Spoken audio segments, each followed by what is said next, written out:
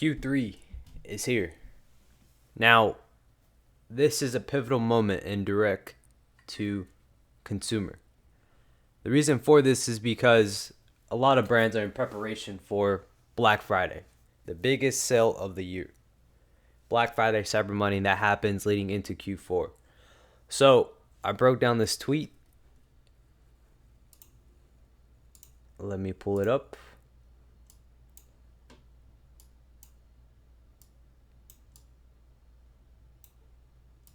Let's break this down.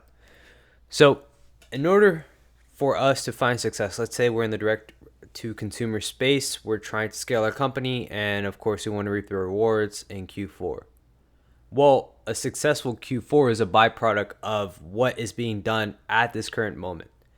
So Q3 is where all of the testing should be done beforehand. You should be looking to scale across your access channel. If you're just on Facebook, you should aim to get to multiple 5 figures a month in daily ad spend, going fully broad, acquiring new customers, filling that pipeline through the door so that when Q4 comes around, you've already tested new offers, you have tested a ton of funnels, you have all your direct response creatives that are proven winners, and going into Q4, what happens is everything is optimized, everything's been tested, so then you can just scale effectively and even hit anywhere from 50K in daily ad spend to even 100K in daily ad spend because you're taking care of the curve. You're taking care of a lot of the legwork right now in Q3, and you're just scaling effectively. You're cruising in Q4. A lot of founders tend to get this wrong and think Q4 is the time of the year where they should be pushing and where they should be scaling pretty hard. But that's a byproduct of how set up you are in Q3. So with that being said, what am I currently doing across our ad accounts, what we're doing with our current clients, and how are we effectively taking care of what we need to take care of in Q3? It's coming across looking at how can we get the most AOV possible. Gone were the days of pushing one single SKU. Gone were the days of testing different offers for one single product. Acquisition costs is going through the roof, right? And you can't effectively push a single SKU.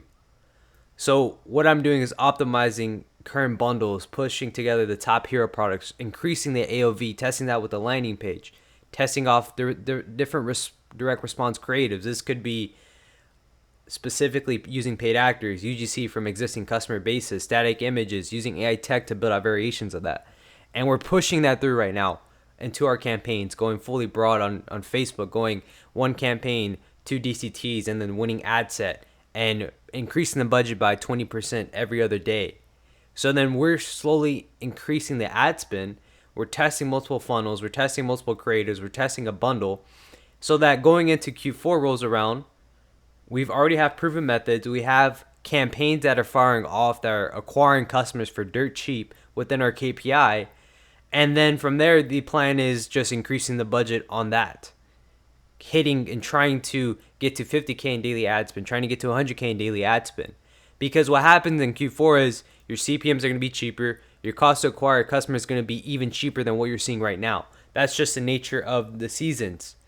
When in Q4, the biggest time of year for D2C founders, it's only successful for the founders who take control and take action right now in this point in time.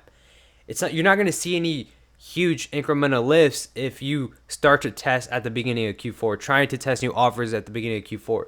All of that preparation needs to get done right now. Because I can tell you, if you don't take preparation, well, then you're going to be like majority of founders who are just attaching and getting results from their existing customer base. But there has been no push to grow your top line of brand new customers. Because if you don't have prospecting and you just burn out your current existing audience, you're not going to scale effectively. But if you do have the flywheel system, if you have the machine, if you're setting up your campaigns like the way I show you to, you're getting brand new customers through the door profitably with a high AOV bundle at a gross margin of, let's say, 70 to 80%. And then you tackle that with, you have your top of funnel scaling effectively. Then Q4 rolls around. You're not only getting profitability on the front end of brand new customers coming through the door consistently, but your bottom line of existing customer base grows. So you're literally doubling your base and then Q4 rolls around, you still have your prospecting scaling effectively, and you're hitting your existing base, you're literally doubling your revenue. So if I were to recap, if I was a D2C founder, I'm trying to take advantage of this. How do I leverage all of these tools? How do I go about testing? Well, the answer is pretty simple. You focus on one single access channel. You focus on coupling your best winning hero products all together in a bundle. You push that on the front end. You optimize the sales funnel. You optimize the landing page. You optimize the load speed. You optimize the offer. You're testing different creatives. You're trying to find your winners. You come across a successful high AOV bundle that's optimizing your pushing budget, your scaling. And then you go in and test new campaigns or new specific hero bundles that could be downsells, right? And then you're getting to multiple 5 figures in daily ad spend. You're getting to 2K, 3K days, possibly even 10K days. And then you're just effectively pushing. You're constantly testing new creatives. You're constantly optimizing the post-click experience. It's a rinse, wash, repeat cycle. But when you do this going into Q3 now, you have a 90-day runway to get through all of these effective tests. And then in Q4 rolls around and then you're launching specific offers now site-wide.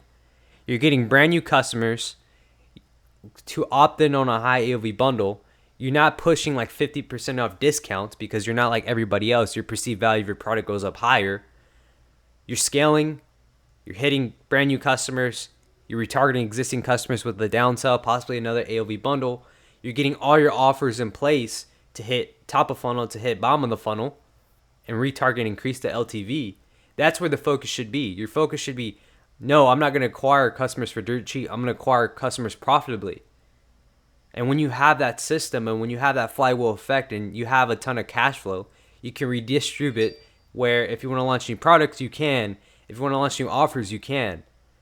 And then apart from that, you're setting yourself up to double the amount of growth you would see in Q4 compared to other brands who follow just a generic approach of, hey, we're just going to run a site-wide 50% off. And we're not really focused on acquiring customers on Black Friday because we don't care about that. We just care about sales. But the approach should be looked at in the opposite direction. You should ask yourself, how can I capture the market in Q4, but also how do I get those customers that just brought in from the Black Friday, Cyber Monday offers? How can I get them to come back to my business multiple parts of the year? So the solution should be you have high AOV bundles on the front end.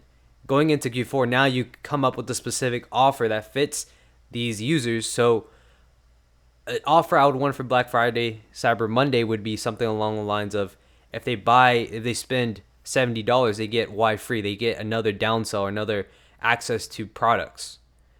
So then let's say a customer comes in for Black Friday, right? They're testing, they're using different products at a high AOV and the perceived value goes up because we're saying, hey, if you buy 3 of our hero products in this bundle, you're going to get an additional 1 to 2 products for free.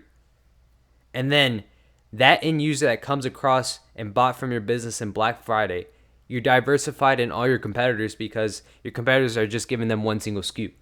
So when then a brand new customer comes into your ecosystem using 3, 4, 5 different products, your LTV on that as a byproduct is going to go up because they've tested a bunch of different products. They choose their favorites, and then they're going to be using that frequently. They're going to come back and buy from your business after Black Friday. So it's a game of, okay, we want to, in Q3, we want to acquire as many customers as possible at a profit. And then from there, Q4 rolls around, we're hitting our existing customer base, we're hitting our top of funnel base.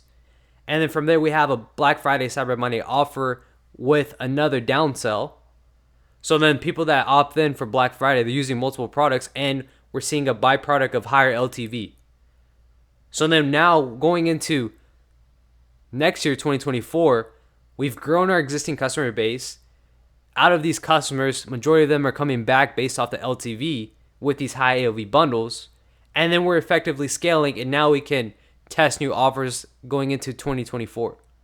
So this is how you have to look at e-commerce. You have to look at it in seasons and in quarters to now come up with the game plan or the marketing strategy to fit your needs and your business demands.